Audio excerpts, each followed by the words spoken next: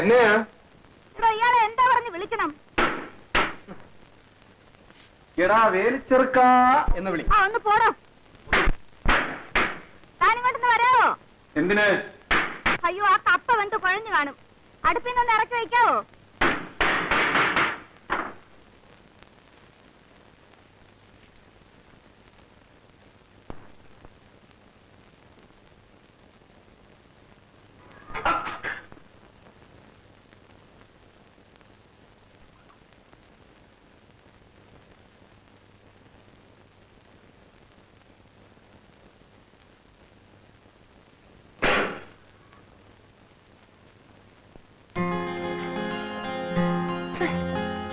എന്തൊരു കുളിയാ ഇത്? എന്ത് കുളിയാ? ഇങ്ങനെ വാ തുറന്നിട്ടാ കുളിക്കുന്നേ? ഇവിടെ താൻ മാത്രമല്ലേ ഉള്ളൂ. എന്റെ പൊന്ന് തമ്പുരാട്ടി, ആദ്യമായിട്ട് നാണമെന്ന് വെച്ചാൽ എന്താണെന്ന് മനസ്സിലാക്കാൻ ശ്രമിക്കണം. എന്നിട്ട് ഇതുവരെ ശീലിച്ചൊക്കെ ഒന്ന് മറക്കാൻ പഠിക്കണം. പിന്നെന്തൊക്കെ പഠിക്കണം? ഈ ശരീരം മറ്റാരെയും കാണാതിരിക്കാൻ പഠിക്കണം. എന്നാലേ സാർ തന്നെ വാതിലടച്ചോണ്ട് ഒന്ന് പുറത്തേക്ക് ചെല്ലാമോ? പിന്നെ സാർ എന്തിനാ തിരിഞ്ഞു നോക്കുന്നത്?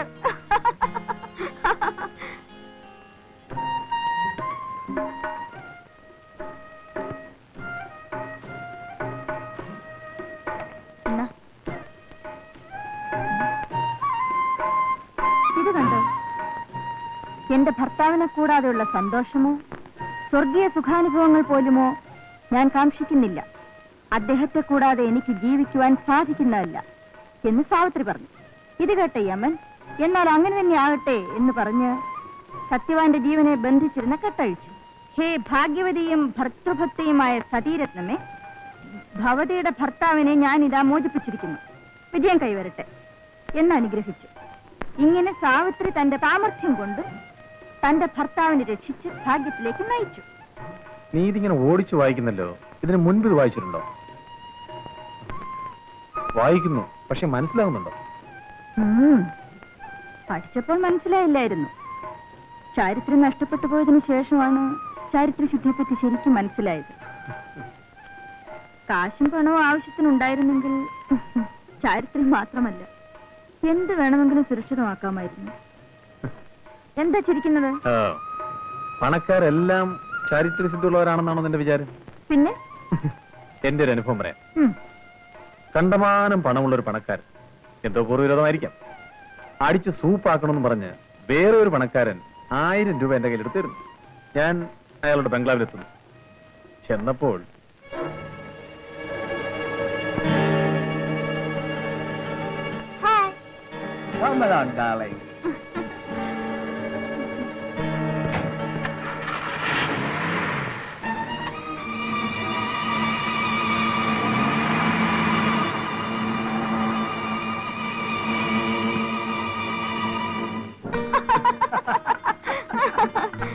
You naughty girl.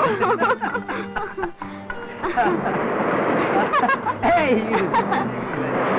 The donkey game? Come on, I'll teach you the donkey game. Come on now. How is it now? How is it? It's nice.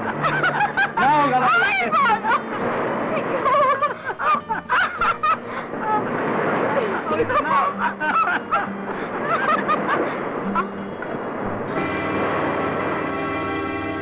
Rajasekharan മുതലാളി, തനിക്ക് ഞാനൊരു സമ്മാനം കൊണ്ട് വന്നിരിക്കുകയാണ്.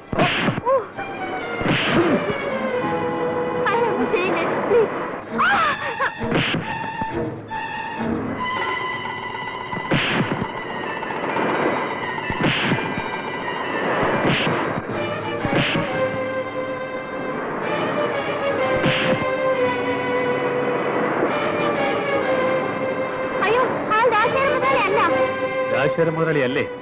അയാൾ എന്റെ ഭർത്താവല്ല.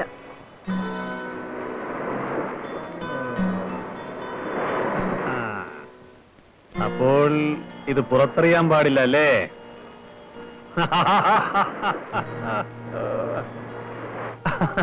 അങ്ങനെ അവിടുന്നും കിട്ടി 1000 രൂപ. അവര് വലിയ കാശുകാരന്റെ ഭാര്യയല്ലേ, പിന്നെന്തിനാ റൂട്ട് തെറ്റിപ്പോയത്? നിന്റെ വയറ് കത്തിയപ്പം നിന്റെ റൂട്ട് തെറ്റി, അവളുടെ കൊഴുപ്പ് കത്തിയപ്പം അവളുടെ റൂട്ട് തെറ്റി. എന്നിട്ട് ഇവരോട് ചാരിത്രശുദ്ധിയെ കുറിച്ച് ചോദിച്ചേ, 24 മണിക്കൂറും ശ്വാസം വിടാവുന്ന പ്രശ്നം എന്താ? എങ്ങനെയുണ്ട് പറയട്ടെ. ഒരു പാർട്ടി എന്റെ കൂടെ ഇരുന്നിട്ട് പുറത്തോട്ടിറങ്ങിയപ്പോൾ വേറൊരു പാർട്ടി അകത്തേക്ക് കയറുന്നു. അവർ രണ്ടുപേരും തമ്മിൽ കണ്ടുമുട്ടിയപ്പോൾ ഷോക്ക് അടിച്ച പോലായി. അതെന്താ? അവർ രണ്ടുപേരും അച്ഛനും മോനുമായിരുന്നു. വലിയ ബഹളം നടന്നാണല്ലോ. ആ പിന്നെ എന്തുകൊണ്ടാണെന്നറിയാമോ? എന്റെ വീട്ടിൽ വന്നതിനൊന്നുമല്ല, അച്ഛനേക്കാൾ മോന് 5 രൂപ കൂട്ടി തന്നുപോയി.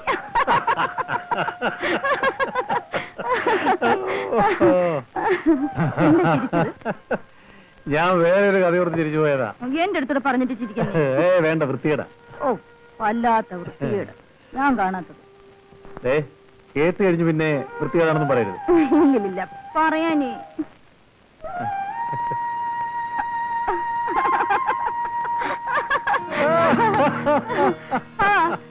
ഇതിനേക്കാൾ അശ്ലീലം എനിക്കറിയാം.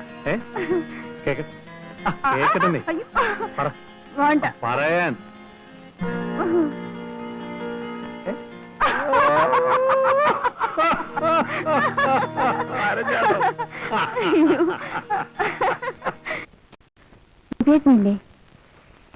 എന്തിനാ മറിയുന്നേ അയാളുടെ പിറകിന് നടക്കുന്നത്? അയാൾ ചീത്തയാ. ഒരു പക്ഷേ അയാൾ നിന്നെ കല്യാണം കഴിച്ചാൽ തന്നെയും അയാളുടെ കൂടെ അവസാനം വരെ സമാധാനത്തോടെ ജീവിക്കുമെന്നുള്ളതിന് എന്താണ് ഉറപ്പ്? നിങ്ങൾ ജീവിക്കുന്നതോ? ജീവിക്കുമെന്നോ? മാനം വിറ്റ് കഴിഞ്ഞുകൂടുകയാണ്. വിശപ്പിന് ആഹാരവും കൊടുക്കാൻ തുണിയും കിട്ടും. പക്ഷേ യാചിച്ചു കഴിയുന്ന ഒരു പാവപ്പെട്ട സ്ത്രീക്ക് കിട്ടുന്ന സ്ഥാനമോ അന്തസ്സോ പോലും ഇവിടെ കിട്ടില്ല.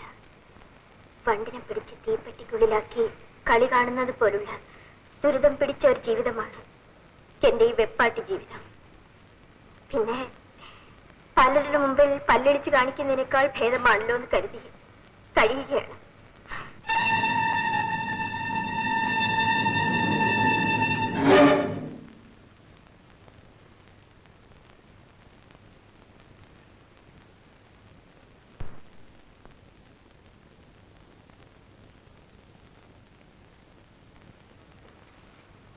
എന്നെ പ്രതീക്ഷിച്ചില്ല അല്ലേ? മോട്ടോർ സൈക്കിളിന്റെ ശബ്ദം കേട്ടതുമില്ല. അപ്പോ നിനക്കും ഇവിടുത്തെ ജീവിതം മടുത്തു. സമയത്തിന് ആഹാരം, ഇഷ്ടം പോലെ ഉടുപ്പ്, എന്റെ കൂടെ കിടക്കാൻ ഫോമിന്റെ മെത്ത, ഇതിൽ കൂടെ നിനക്ക് എന്താ വേണ്ടത്? എന്ന് നീ പിറുപിറുക്കാൻ തുടങ്ങിയോ അന്ന് നിന്റെ അക്കൗണ്ട് ക്ലോസ് എന്ന് പറഞ്ഞ ഓർമ്മയില്ലേ?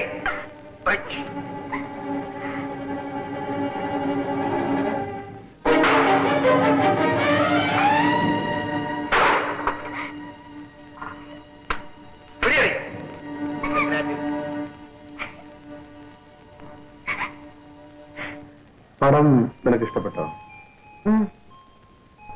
അതിലെനിക്ക് ഏറ്റവും ഇഷ്ടപ്പെട്ടത് അഴുക്കെടുത്ത് ജീവിക്കുന്ന തോട്ടി അവസാനം വരെ എന്ത് പരിശുദ്ധമായ ജീവിതം നയിക്കുന്നു. എനിക്കതിലും ഇഷ്ടപ്പെട്ടത് തുച്ഛമായ വരുമാനം കൊണ്ട് എത്ര സംതൃപ്തിയോടെ അയാൾ കുടുംബം നടത്തുന്നു. നമുക്കും അങ്ങനെ ജീവിച്ചാലെന്താ? അതെ, പണ്ടൊക്കെ നിനക്ക് ഒരു മാസം എന്ത് വരുമാനം കിട്ടുമായിരുന്നു? ദേഷ്യപ്പെടാതെ. എല്ലായ്പ്പോഴും ഒരുപോലെ ഇരിക്കില്ല. പെരുന്നാളോ ഉത്സവങ്ങളോ ലീവ് ദിവസങ്ങളോ പിന്നെ സമ്മേളനമോ എക്സിബിഷനോ വല്ലതും നടക്കുന്ന ദിവസങ്ങളിൽ വരുമാനം ഡബിളാ. അപ്പോ ചെലവ്? എന്റെ സ്വന്തം ആവശ്യത്തിന് ഒരു 50 രൂപ ചെലവായാൽ അമ്പലം, നേർച്ച, ദാനധർമ്മം എന്തെങ്കിലും ഒരു 100 രൂപ ചെലവാകും.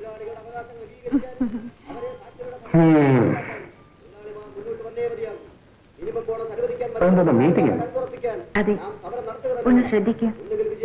അയാൾ നല്ലതുപോലെ നിനക്കെല്ലാം അറിയാം. പ്രസംഗം കഴിഞ്ഞാൽ പിന്നെ നേരെ ഇങ്ങോട്ടല്ലേ വരുന്നത്. ഇനി ഏതവനെങ്കിലും ഇങ്ങോട്ട് വരട്ടെ, ഇടിച്ചവന്റെയൊക്കെ പല്ല് ഞാൻ കുഴിക്കും.